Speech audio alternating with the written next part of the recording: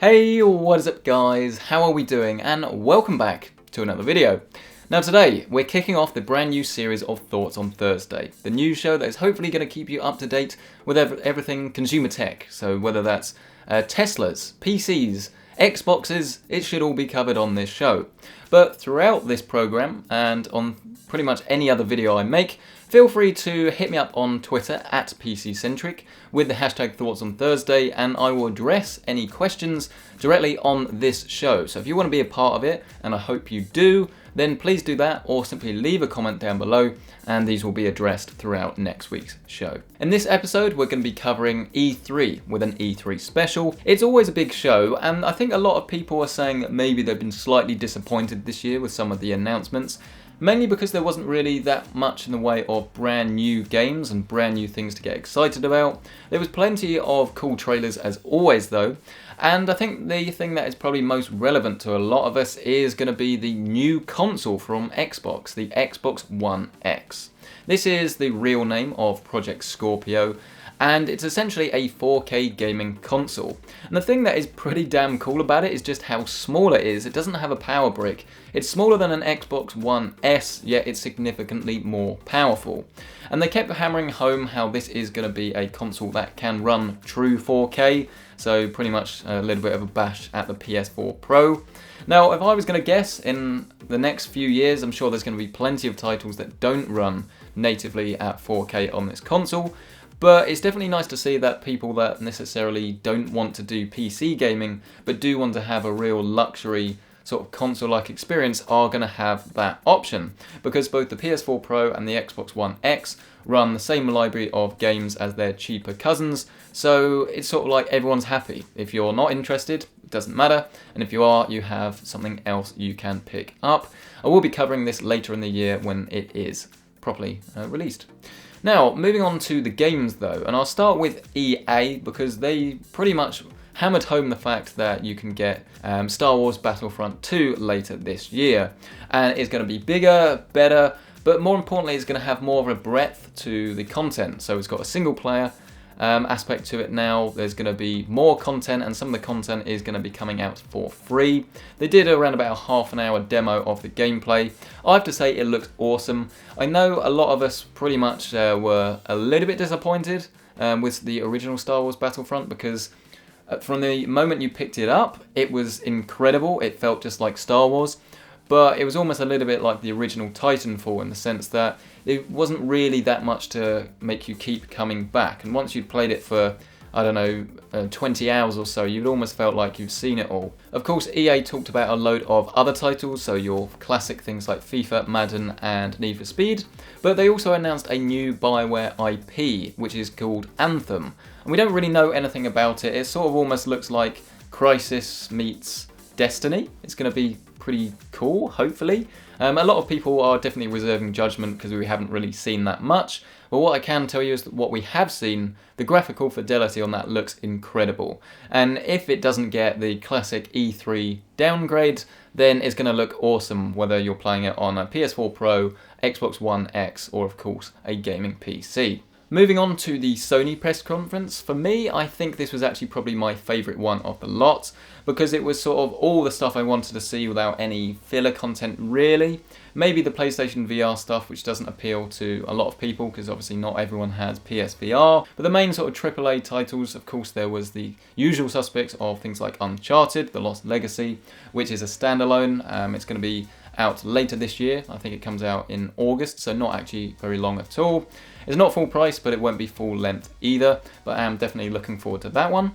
We saw some more footage of God of War, which actually looks like it's got a sort of new element to it, because you've got Kratos taking along a child, so it should maybe have a little bit more emotion maybe in that video game, versus just the usual going around smashing stuff up in horrific ways, which is still going to be the main core of the game, which is definitely very enjoyable. Definitely looking forward to that one. We saw Spider-Man, which a lot of people have been saying is the sort of game of E3. I have to say that that really does look pretty awesome, and I am definitely reserving judgment because we've seen a lot of superhero games that don't sort of actually cut the mustard, as it were. But when we've got things on the market like Batman that really do, is definitely going to be one to sort of hold your breath for, and if it is a good game, I'm sure it will be a very good game indeed. But for me, I think the favourite game that Sony showed off has to be Detroit. And this isn't a new thing, it's been in development for a while now, we've seen a little bit about it before, but I have to say that the element of choice and the real sort of thought-provoking aspects of the prior games, so Heavy Rain and more recently Beyond Two Souls, has been something I've really enjoyed, and I just like how the game sort of stands out against everything else. It's really different and it really appeals to me. I'm sure it won't appeal to everyone, but this is definitely a game I'm looking forward to. But like every single game at E3, we've got to wait and actually see if it does turn out to be a good game, because obviously so many don't quite really make the cut.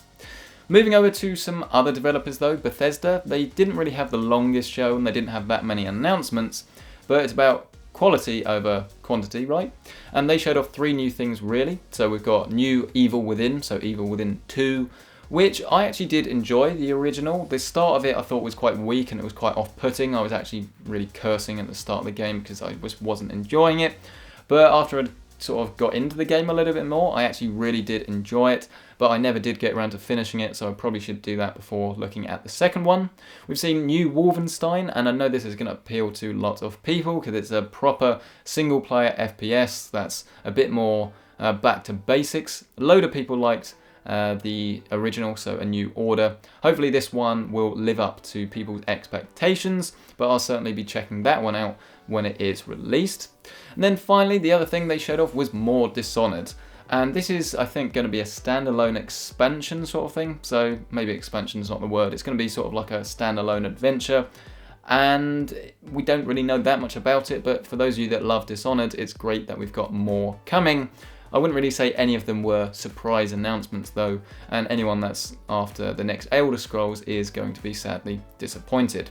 And then finally, the last few things to talk about were of course Nintendo, which showed off a brand new Mario game, and it's coming out very soon as well. They also showed off with Ubisoft a sort of Mario game that's like XCOM, so it's is it Rabbids? I'm really bad at pronouncing these things. Meets Mario, and it's going to be like XCOM, so it's going to be turn-based shooter. Bizarre, it's Mario, right?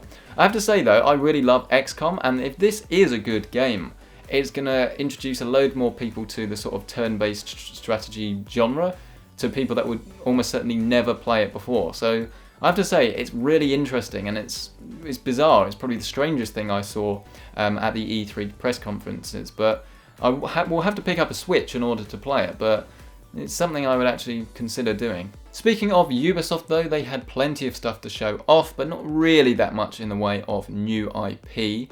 The closest we got was something called Skull and Bones, and again, this is something else I'm really excited to actually see where they go. It won't come out for a while, but it's essentially Assassin's Creed Black Flag without Assassin's Creed, so it's the sort of pirate boat-based combat, which is actually what I spent most of my time doing in that game, and it's what I really enjoyed. So if they can get a way to sort of actually have some story in there rather than just combat, then for me, I think that would be awesome.